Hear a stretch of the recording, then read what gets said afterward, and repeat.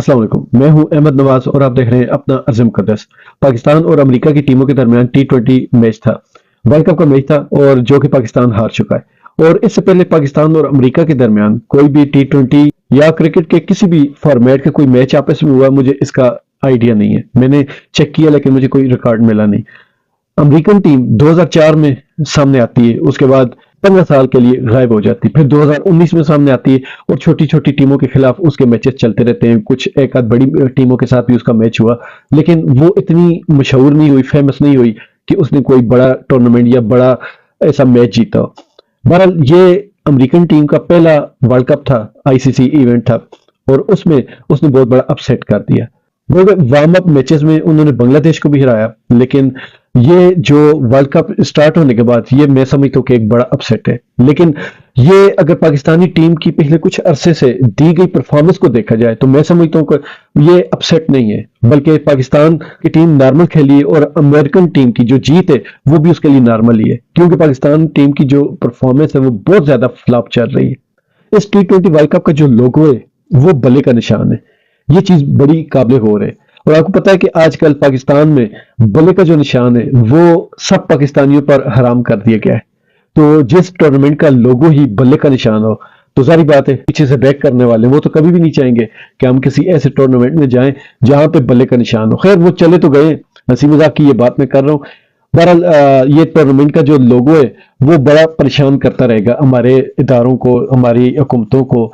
तो बहुत सारे इमरान मुखालफिन लोग हैं, उनको भी ये तंग करता रहेगा। तो शायद इसी वजह से इस टूर्नामेंट में परफॉर्मेंस नहीं दी जा सकी। और इस बार मैं समझता हूँ कि पाकिस्तान हिस्ट्री में पहली बार अपनी कोच की मर्जी के एन मुताबिक अपनी गेम खेली है। और ये पिछले कुछ अरसे में मैं समझता हूँ कि पाकिस्तान अमेरिका से दूसरी बार हारा। पहली बार जो हारा वो जेल में, और दूसरी बार हमारे कप्तान बड़े संभल कर खेले कि कहीं मुझे भी जेल न जाना पड़ जाए। और रही बात बेइज्जती की या किसी भी किस्म की दिल शिकनी की, तो ये हमारे लिए नॉर्मल सी चीज़ है। हम पिछले कुछ अरसे में बार बार ऐसी बहुत सारी चीज़ें फेस कर चुके हैं जिनसे हमारा बहुत दिल दुख चुका है। अब ये बातें सानवी सी हो गई हैं कि क्या हो रहा है। अब वैसे ये मैच आने से पहले ही बहुत सारे लोग ये न्यूज़ बना रहे थे कि पाकिस्तान का जो मैच है वो मुश्किल है पाकिस्तान जीते, क्योंकि शहबाज शरीफ का जो बार बार कहना बेगर्स कांट बी चूजर्स, तो ये इतना जुमला मशहूर हुआ कि अब हर बंदे की जुबान पर है। तो जैसे ये अनाउंस हुआ कि पाकिस्तान अपना पहला मैच अमेरिका के खिलाफ खेलेगा तो हर तरफ से ये मीम दोबारा निकलने शुरू हो गई कि बेगर्स कांट बी चूजर्स। और आज इस मैच को देखने के बाद मैं एक और चीज कहूंगा, बेगर्स कांट बी विन। तो बेकारी जीत भी नहीं सकते, और खासकर उस बंदे से कि जिसका वो खुद को गुलाम समझते हो। ये मैं नहीं कह रहा, ये हमारे मौजूदा हजरत सर्विस प्राइम मिनिस्टर मियां मोहम्मद शहबाज शरीफ ने कहा था कि बेगर्स कांट बी चूजर्स। और आज मैं ये कहूंगा कि अगर बेगर्स कांट बी चूजर्स है तो बेगर्स कांट बी विन भी है। हम हमेशा से पाकिस्तानी टीम की जो परफॉर्मेंस है वो इस तरह देखते हैं कि जिस तरह की टीम हो तो वो उसके साथ उसी तरह खेलती है। पाकिस्तानी टीम को अगर ऑस्ट्रेलिया के खिलाफ खड़ा कर दे तो वो उन्हीं की तरह खेलेगी। अगर पाकिस्तानी टीम को किसी गली वाले की टीम के खिलाफ खड़ा कर दे तो वो उन्हीं के जैसा खेलेगी। लेकिन पहले ये फर्क था कि पाकिस्तानी टीम जब लड़ती थी तो नजर आता था कि ये लड़ रही है, लड़ के हारती थी। और वो हारने के बाद उनका जो ड्रेसिंग रूम था, उनका जो पवेलियन में रूम नजर आ रहा था, वो उसमें बिल्कुल उदास बैठे होते थे, किसी के साथ गपशप भी नहीं कर रहे होते थे। लेकिन फिर ऐसी हवा चली कि लोग हार रहे होते हैं, बल्कि हार चुके होते हैं और एक दूसरे के हाथ पे ताली मार मार के गप्पे लगा रहे होते हैं। तो उस टाइम इन चीजों पे अगर नोटिस लिया गया होता तो आज हमारी टीम की ये हालत न होती। बाबर आजम के बारे में मैं पहले भी बहुत सारी वीडियोस बना चुका हूं और मैं बिल्कुल वाज़ेह कहता आ रहा हूं, बाबर आजम का गुरूर और बाबर आजम की कप्तानी दोनों टीम को तो चले वो ले डूबी है या नहीं डूबी, वो खुद को भी जरूर ले डूबेगा, क्योंकि कामरान अकमल और उमर अकमल उसी के कजन है।